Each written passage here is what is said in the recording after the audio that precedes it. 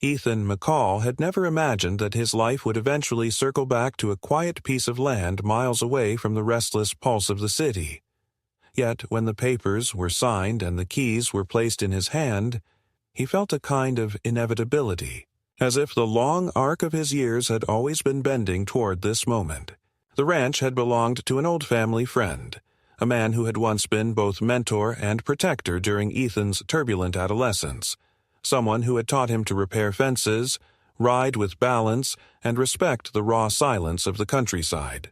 That man had passed under strange circumstances in the mountains, officially described as a hiking accident, though rumors swirled in the nearby town that it was more complicated. The will left the ranch to Ethan with a short, cryptic message that read, "Keep the land free." At first, Ethan wasn't sure whether that meant keeping it unspoiled by development or guarding it from the kind of exploitation that seemed to creep like ivy across every untouched patch of soil in the county. But the phrase stuck in his mind, haunting him each morning as he worked. The ranch was not beautiful in any classical sense. It was weathered and scarred, the barns sagging under decades of neglect, the fences splintered, the water troughs rusted, and yet beneath the decay there was a stubborn resilience that spoke to Ethan. He spent his first months pulling out weeds taller than his shoulders, repairing gates that hadn't closed properly in years, and restoring the skeletal remains of the main house to something resembling a home. Every task was hard, sometimes brutal, but there was a satisfaction in coaxing life back into the place. The nights were silent except for coyotes in the distance. The mornings filled with long shadows stretching across open pasture, and for the first time in years, Ethan felt something close to peace. The locals, however, weren't entirely welcoming. In town, he was regarded with the kind of suspicion reserved for outsiders, even though his family name was known. They called him the Quiet One, a man who kept to himself and declined invitations to church socials, farmers' breakfasts, or the town's seasonal festivals. He wasn't rude, just deliberate, choosing to keep his focus on the land rather than the gossip and politics that seemed to animate everyone else. That aloofness was enough to make him an object of constant whispering, and in a community where collective effort was prized, his solitude was seen as both arrogance and defiance. Among those most vocal about his presence was Karen Bradshaw. She ran a modest but ambitious cooperative in town, managing a cafe that doubled as a hub for local politics. She was the kind of person whose name surfaced in every conversation about improving the region. Her words carried weight, not because she was especially wise, but because she had an endless energy for organizing, rallying, and convincing others that her vision of progress was inevitable. Karen believed the county was poised to become a model for sustainable rural tourism, a phrase that Ethan heard repeated so often it became almost meaningless. In her speeches, she spoke about farmers' markets, artisanal fairs, eco-friendly lodges, and cultural centers, and to her mind, Ethan's ranch represented the perfect blank canvas for her ideas. Their first meeting was disarmingly polite. Karen approached him one afternoon while he was repairing a section of fencing near the road. She was dressed not like a farmer but like a professional organizer, pressed shirt, neat jacket, shoes too clean for gravel roads. She introduced herself warmly, explained her role in the community, and within minutes began outlining her dream of expanding the weekend market onto his property. She described rows of tents filled with organic produce, handcrafted goods, and live music carried across the fields. She painted a picture of prosperity, claiming it would bring attention, revenue, and vitality to a place that had grown stagnant. Ethan listened with patience, but when she finally asked if she could, temporarily, use part of his southern pasture for the market, he gave a quiet but firm refusal. Karen laughed at first as if he hadn't understood, then pressed harder, saying it would be no trouble, and that his name would be attached to something good for the whole county. Ethan repeated his refusal, explaining that the land wasn't suited for heavy use, that he had other plans, and that he wasn't interested in seeing it commercialized. Karen's expression cooled, her smile tightening into something brittle, and though she said she understood, Ethan recognized the glint in her eyes, the look of someone who was not used to hearing no and who would not accept it gracefully. For days afterward he thought little of it, continuing his work on the property, but word traveled fast in town. Strangers would stop him at the feed store, asking why he was against helping the community. A clerk at the hardware shop mentioned that Karen had already begun talking about expanding the market, speaking as if Ethan's land was already secured. He ignored it, assuming it was just her enthusiasm getting ahead of reality. What he did not know was that Karen had no intention of letting his refusal stand, and that the ranch he was trying so carefully to restore was about to become the center of a conflict far larger and more corrosive than anything he had faced in years. It was a Saturday morning in late spring when Ethan returned from a supply trip to the next county, his truck heavy with lumber and seed, the kind of purchases that promised weeks of sweat and progress. The drive back to the ranch was uneventful until he reached the rise overlooking the southern fields, and what he saw there made him ease off the accelerator in disbelief. The wide pasture that had only days before been empty, a sweep of uneven grass dotted with wildflowers and the occasional rabbit darting for cover, was now transformed into something almost unrecognizable. Rows of tents, garish with bright colors and banners, sprawled across the land. Trucks and vans lined the fence line. A wooden archway had been erected near the road with a hand-painted sign that read, "Bradshaw's Green Market, Community First." Ethan parked the truck hard enough for gravel to spit from beneath the tires. He climbed out, his boots crunching against the ground, and walked forward as if entering a dream he could not shake awake from. People bustled in every direction, vendors unloading crates of produce, others hammering stakes into the soil, teenagers weaving through the crowd carrying baskets and ropes. The air smelled of roasted corn and fried dough, mingled with gasoline and dust. It was a carnival, noisy and uninvited, planted squarely on his land without so much as a knock on the door. Karen was in the middle of it all, standing atop a makeshift platform and giving instructions through a megaphone. She spotted him quickly and descended with the sharp smile of someone who believed she had already won the argument before it even began. "Ethan," she called as if greeting a partner. "Perfect timing. I was hoping you'd see how it all came together. Isn't it marvelous? This place has been waiting for a purpose, and now it finally has one." Ethan kept his voice low, his jaw tight as he asked her what in God's name she thought she was doing. Karen waved away his concern as though it were a fly. She explained that after their discussion, she realized he simply needed to see the project in action to understand its value. She had, she claimed, spoken with a county liaison who encouraged her to move forward. "Paperwork takes months," she said breezily, "but people need opportunities now. Look at them. Families, farmers, craftsmen. You should be proud. We're bringing life back to this land." Ethan told her flatly that she was trespassing and that every structure, every crate, every piece of wood would need to be removed immediately. Karen's expression hardened. She told him that the community had already invested in this event, that vendors had paid deposits, and that she had personally guaranteed the location. Canceling it would mean betraying not only her, but everyone who believed in the market. She insisted it was temporary, just one weekend, and that after people saw the success, he would surely want to extend it. Ethan walked the grounds, noting the damage already done. Deep ruts carved into the pasture by delivery trucks, posts driven into the soil, waste piled near the fence line. He confronted a group of workers who were unloading scaffolding near the edge of the creek, demanding to know who authorized their presence. One of them, a young man with a wary glance, muttered that the boss lady said it was fine, and gestured vaguely toward Karen. Another worker admitted that they had been told the landowner was on board, and that this was a pilot project for a future permanent site. Ethan felt a cold knot in his stomach.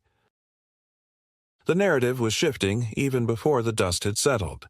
In their minds, his silence was consent, his absence a green light. He tried calling the sheriff's office, but the deputy on duty gave him a polite brush off, saying the matter sounded civil, not criminal, and suggesting he speak with the county development office on Monday. Meanwhile, the crowd swelled. By afternoon, cars were parking along the road for half a mile, blocking his gate and forcing his cattle into the far pasture. Music blared from speakers, children screamed with laughter as they ran through rows of booths, and strangers wandered dangerously close to his barns and storage sheds. Twice he caught men leaning on his fence posts as if deciding whether to cross, and once he found a family picnicking directly under his oak tree, their cooler resting against the trunk as if it were theirs by right. That evening, Ethan finally confronted Karen again, this time in front of a small circle of townspeople who were praising the event. He told her to shut it down before nightfall. She looked at him with a mix of condescension and pity, lowering her voice so the others would not hear. "You don't understand how these things work," she said. "When momentum begins, you don't stop it. People are investing, trusting, and expecting. If you fight this, you'll look like the man who stood against his own community. No one wants to be that man." Ethan told her that the land was his, not hers, and that no amount of banners or music could change that fact. Karen's reply was chilling in its casual certainty. Ownership is just a matter of paperwork and perception. If everyone believes this land is meant for the market, then maybe that's what it will become. Don't put yourself on the wrong side of history. By nightfall, the southern field was a mess of lights, tents glowing like lanterns against the dark. Ethan stood on his porch, staring across the property at the spectacle. His phone buzzed with messages from acquaintances in town, some congratulating him for supporting the market, others thanking him for sharing his space for the common good. The words twisted like barbed wire around his throat. He hadn't agreed to anything, and yet in the eyes of the town he was already complicit. In the distance he could hear Karen's amplified voice carrying across the fields, speaking about growth, about resilience, about a future everyone could share. And Ethan realized with a sinking certainty that this was no misunderstanding. This was a calculated move, a trespass disguised as generosity, designed to force his hand.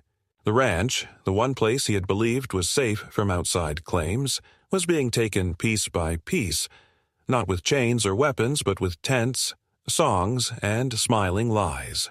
The following week unfolded in a haze of exhaustion and disbelief for Ethan, who spent his mornings repairing the fences and shooing stray vehicles from his driveway, while in the distance the remnants of the market still clung stubbornly to his pasture. Karen had promised the gathering was temporary, yet when the weekend ended the tents were not removed, the trucks remained, and the vendors treated the field as if it were theirs by contract. Ethan discovered that pallets of unsold goods had been stacked against his fence posts, leaking juices into the soil, and a pair of portable toilets had been abandoned near the creek, their placement both offensive and illegal. When he confronted one of the organizers, a young woman who introduced herself as Karen's assistant, she smiled tightly and assured him that cleanup was scheduled. But when pressed for a date, she could provide none. By Tuesday, the mess had grown worse, not better, and Ethan understood that this was no accident but a deliberate strategy. Leave the structures in place long enough and they would blend into the landscape, acquiring the look of permanence. On Wednesday morning, he was jolted awake by a sharp crack echoing across the property. He rushed outside thinking it might be gunfire, but what he saw froze him with equal alarm.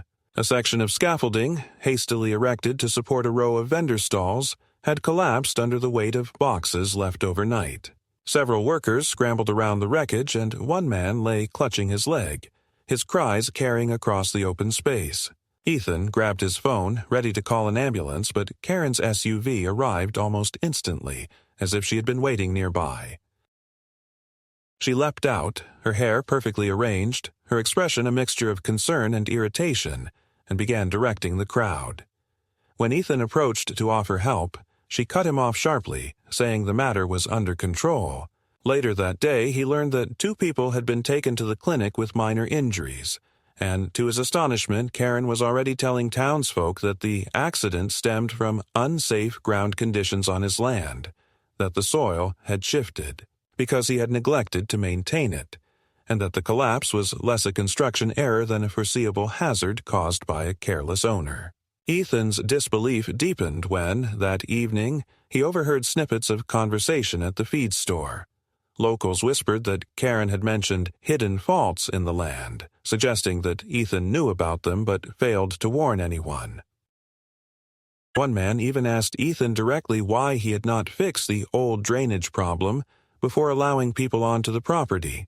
Ethan snapped back that he had never allowed anyone onto the property in the first place, but the man only shrugged as if the distinction hardly mattered. Karen was controlling the narrative, and Ethan was being painted as an unwilling accomplice who had jeopardized the community through stubbornness. On Friday, a courier delivered an envelope stamped with the letterhead of a law office in the city. Inside was a formal notice of intent to seek damages. The language was precise and cold. Ethan McCall, as the legal owner of the property on which the Bradshaw Community Market had been held, was liable for negligence leading to unsafe conditions and resulting injuries. The demand was for immediate negotiations or else a lawsuit would follow. Ethan read the letter 3 times, feeling his pulse hammer in his temples. He had never signed a lease, never given consent, never even been asked in any official capacity, yet here it was in black and white, a threat of litigation that assumed his guilt. He drove into town to speak directly with Karen, finding her at the cafe that served as her unofficial headquarters. She welcomed him with a smile that didn't reach her eyes and invited him to sit, as though they were old friends meeting for coffee. When he demanded an explanation, she leaned back and folded her hands, explaining that unfortunate accidents required accountability, and that, whether he liked it or not, the land was his responsibility. Ethan countered that the market had been built without his permission, but Karen dismissed the objection with a wave, saying that his refusal to intervene earlier was tacit consent, and that community projects often moved faster than bureaucracies. Could catch up. Her voice was sweet but laced with steel when she added that if he fought the claim, he would only drag his own name through the mud, while cooperating could make him a partner in future profits. The conversation left Ethan shaken, not because her logic held any weight, but because he recognized the depth of her conviction. She truly believed, or had convinced herself, that the land was hers to shape, and that his objections were nothing more than inconvenient noise. He returned home late that night, the envelope of illegal threats burning a hole in his jacket pocket, and as he sat on the porch listening to the restless rustle of wind through the grass, he realized that what had begun as an intrusion was rapidly transforming into a siege. The ranch, his sanctuary, was being recast in the public eye as a liability, a stage for someone else's ambition, and if he did not find a way to fight back, he would soon be buried not under broken scaffolding, but under a mountain of claims and accusations designed to strip him of both land and dignity. Ethan had never been a man who trusted lawyers or paperwork, but the letter of intent forced his hand, and after a week of restless nights he found himself in the office of a local attorney named Claire Holden, a sharp, silver-haired woman with a reputation for handling messy land disputes. She listened patiently as he recounted the entire story from Karen's first approach to the sudden appearance of the market, her interruptions, her warnings, and finally the collapse that sparked the threat of a lawsuit. Claire didn't interrupt, but her eyes narrowed in a way that told Ethan she had heard versions of this before. When he finished, she slid a pad of paper toward him covered in notes. "This isn't just trespassing," she said. "This is a coordinated strategy. She's using your silence as evidence of complicity, and the longer you wait to push back formally, the more she strengthens that argument. You need documentation. You need proof she acted without consent, and you need it yesterday." Ethan admitted he had nothing beyond his own word, but Claire surprised him by opening a folder and showing him something he hadn't expected. Photographs taken by a surveyor she had once hired for another case. The pictures, dated weeks before the market's launch, showed the pasture empty, the fences intact, the land quiet and untouched. Then, 2 weeks later, the same angle revealed trucks parked, trenches dug, and posts hammered in, all before the so-called temporary market was ever announced. Claire explained that such images could be purchased from aerial survey companies, which archived routine flyovers of rural land for mapping. In other words, she said, we can establish that construction began before any public claim, and certainly without your permission. The revelation was a lifeline, yet Ethan knew it was only the beginning. Claire warned him that Karen's team would argue he had knowledge of the old mining shafts that pockmarked the region, and that by failing to disclose them, he had endangered the market. Ethan protested that he had discovered the collapsed shaft only recently after walking the property line, but Claire shook her head. They will say you should have known. They will say it's negligence by omission, and unless we can prove they had prior knowledge, it will be your word against theirs. That night, Ethan dug through the attic of the ranch house where boxes of yellowed maps and dusty ledgers had been left behind by the previous owner. Hours passed in the glow of a single lamp, the air thick with the smell of old paper. Near midnight, he found what he was looking for: a brittle survey map from the 1940s with hand-drawn markings of the abandoned shafts, including the exact one beneath Karen's collapsed pavilion. Across the margin was a faded stamp from the County Geological Office, proof that these records had been public for nearly 80 years.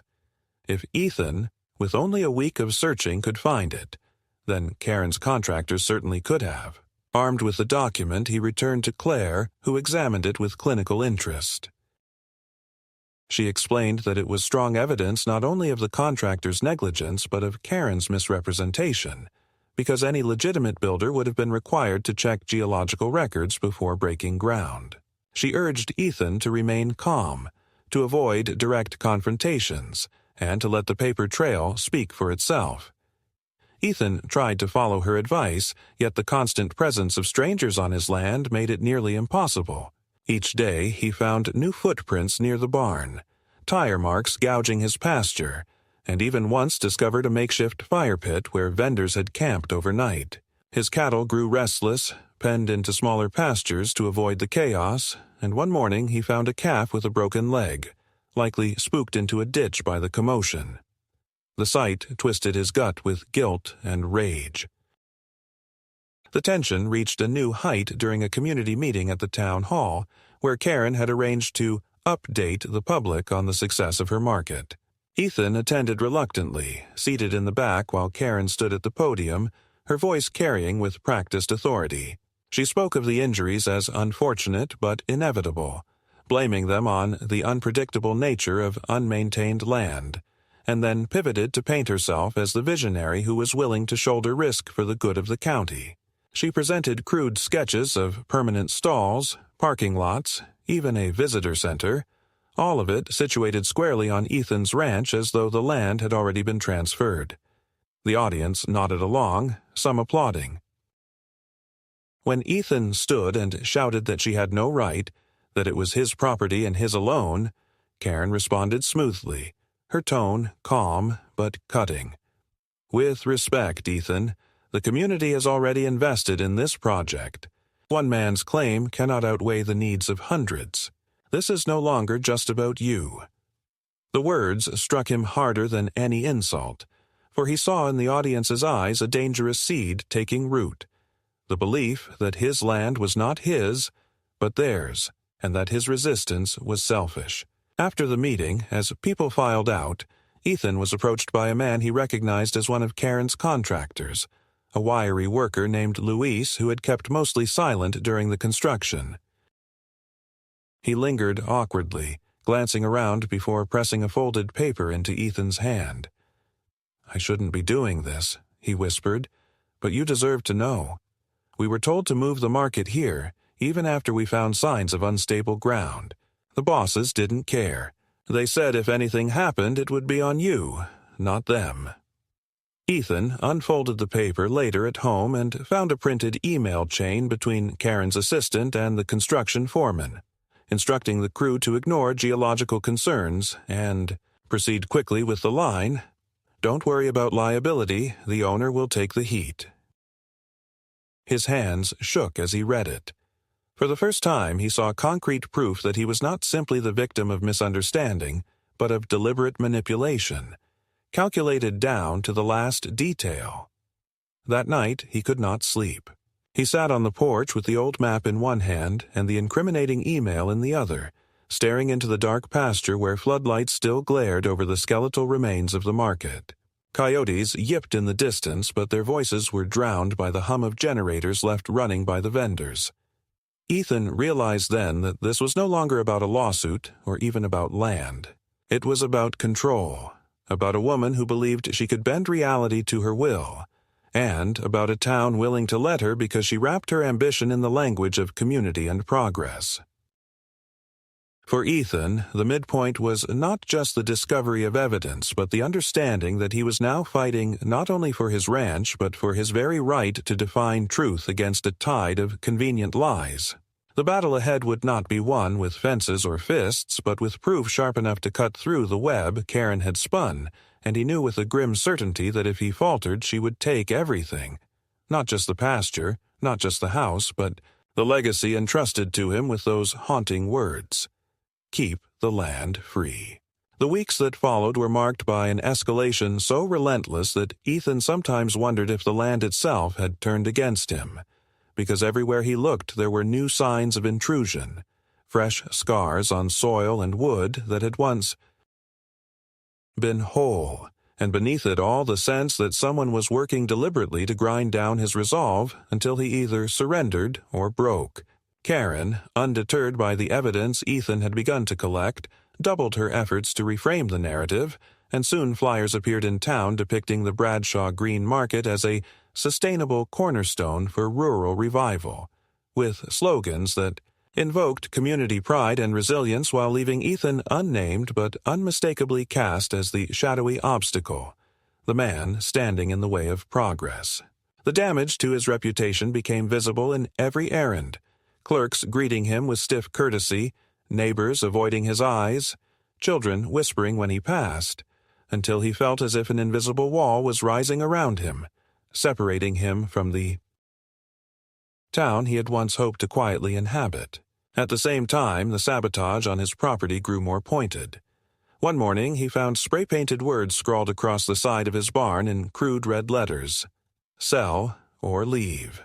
Another evening, as he was closing the gates, he noticed that someone had cut the fencing along the back pasture, allowing 3 of his cattle to wander dangerously close to the highway, and though he managed to recover them before dawn, one returned, with a limp that would never fully heal. The sheriff, when called, made a perfunctory note but offered no follow-up, muttering that disputes over land and markets were complicated and best handled in court. Ethan realized then that official help would never come, because Karen's influence stretched like roots into every corner of the county, entangling even those who might have once stood neutral. The legal pressure mounted as well. Claire, his attorney, received notice that Karen had formally filed suit for damages, not only citing negligence but now alleging that Ethan had interfered with her ability to provide services contracted with vendors, thereby causing economic harm.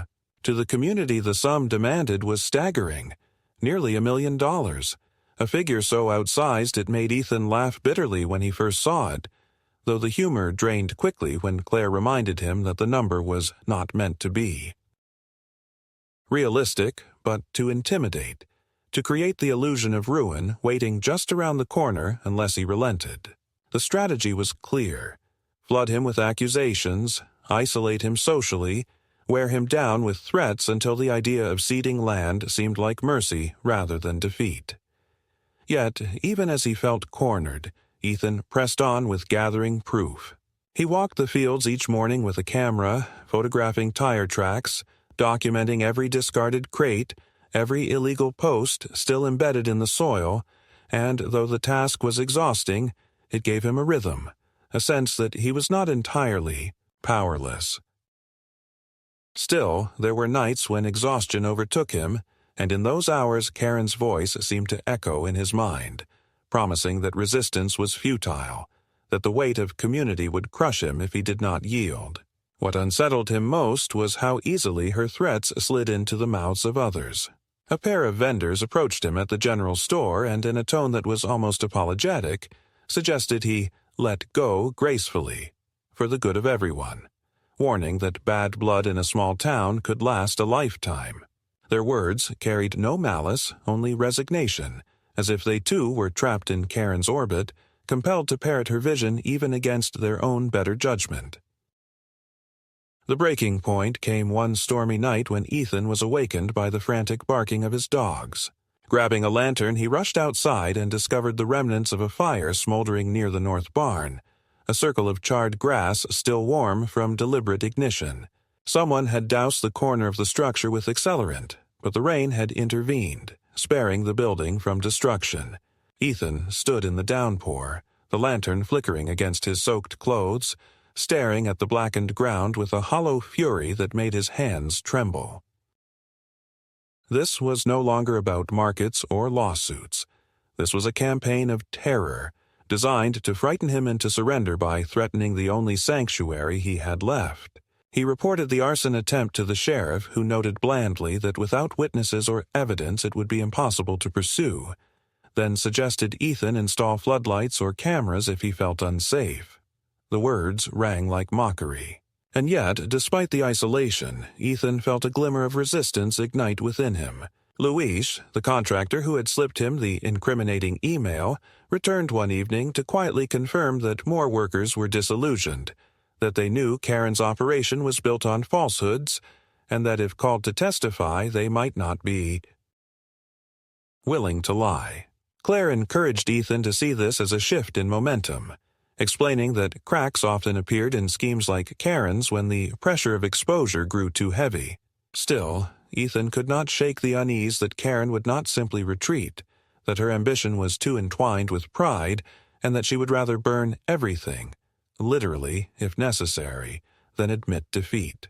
By the time the court date was set, the ranch no longer felt like a refuge, but a contested battlefield, each fence post and blade of grass a token in a larger war of will.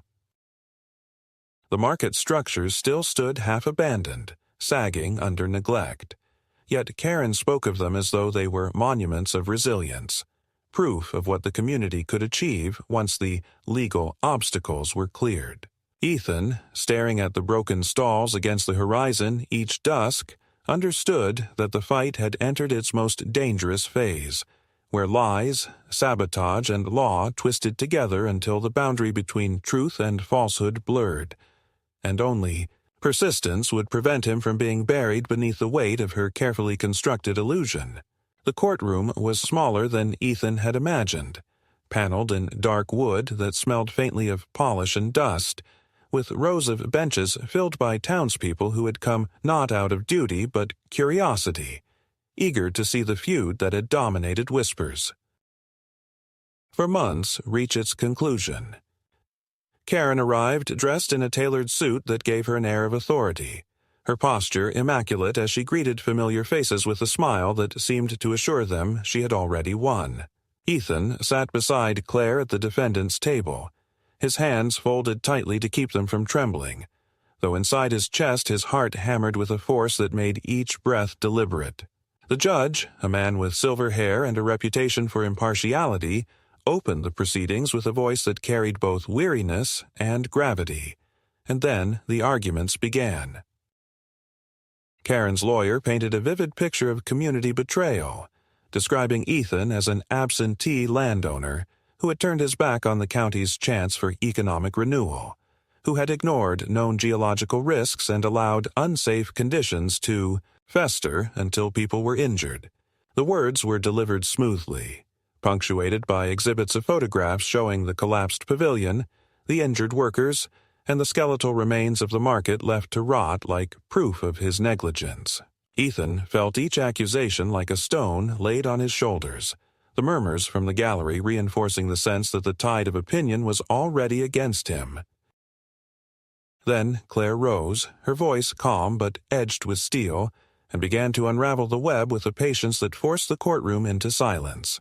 She presented the aerial photographs first, demonstrating with irrefutable timestamps that construction had begun without Ethan's knowledge or consent, that heavy equipment had torn through the pasture before any community meeting was even held. Then she laid out the geological survey map, the brittle document stamped by the county decades ago, and asked the judge to note how the exact shaft that collapsed had been clearly marked for nearly 80 years. Any competent contractor, she explained, would have accessed this public record, meaning the decision to build directly over the shaft was not ignorance, but willful disregard. Karen's lawyer tried to object, but Claire pressed forward, her momentum undeniable. The turning point came when Luis was called to testify. He entered the room with visible hesitation, glancing briefly at Karen before fixing his gaze on the judge. His voice wavered at first, but as Claire guided him through his testimony, the words gained strength. He admitted that workers had raised concerns about unstable ground, that they were ordered to ignore the warnings, and that an email chain instructed them not to worry about liability because the owner will take the heat. At that moment, Claire handed the judge the printed email Ethan had received weeks earlier, and the silence that followed was broken only by the scratching of the judge's pen. Karen's composure cracked, her hands tightening on the arms of her chair, a flicker of something sharp and panicked flashing across her face before she smoothed it away with a brittle smile. When it was Ethan's turn to speak, he rose slowly, his voice low but steady as he described the ranch not as a business venture, but as a trust, a piece of land entrusted to him with the explicit wish to keep it free. He explained that he had never agreed to the market, never signed a lease, never offered so much as a handshake deal, and that his silence had been twisted into consent. He admitted his isolation but denied negligence, reminding the court that ownership meant not only rights but responsibilities he had honored until they were trampled by trespass disguised as generosity. His words were not polished, but they carried a weight born of sincerity, and for the first time he felt the room listening not to Karen's vision of progress but to his plea for the sanctity of what was his.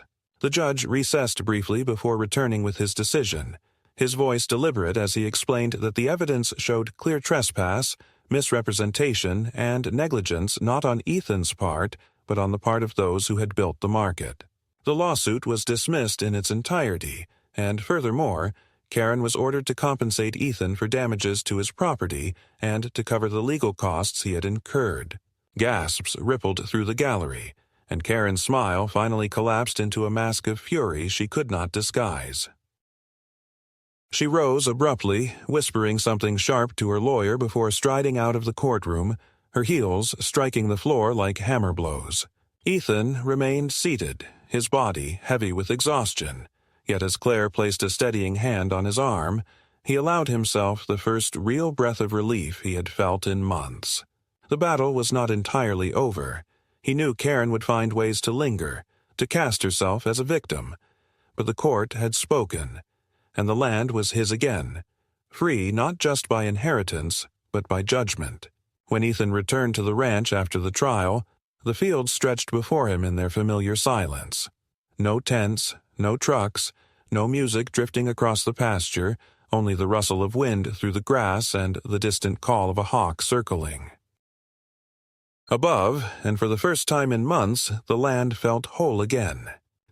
The remnants of Karen's market had already been cleared under court order, leaving behind bare patches of earth and the faint grooves of tires that would take seasons to fade, scars that would remind him of how close he had come to losing everything. He spent the following days walking the property at dawn, repairing broken posts, filling ruts with soil, and scattering seed to coax the pasture back to life. Each task heavy with fatigue, but also with a quiet satisfaction, for every nail he hammered and every shovelful of dirt he turned was an affirmation that the land remained his, not by chance, not by silence, but by choice and by struggle. The neighbors who had once whispered now approached more cautiously, some offering apologies, others bringing small gestures of reconciliation.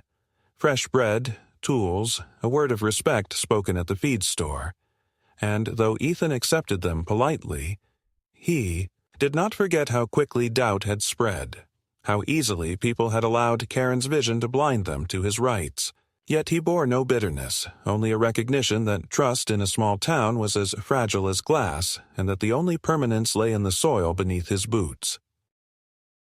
On the final evening of summer, as the sun sank behind the hills and painted the sky in copper and violet, Ethan carried a wooden post to the edge of the southern pasture, drove it deep into the earth, and fixed a simple board across it with letters, carved by his own hand, "Private ground. Nothing for sale." He stood back, wiping sweat from his brow, and in that moment felt the ranch breathe again as if relieved of a burden. The words echoing not only as a warning to intruders, but as a promise to himself that he would guard what was entrusted to him. Whatever storms might come, and that no market, no ambition, and no voice louder than his own could strip away the freedom of land kept whole.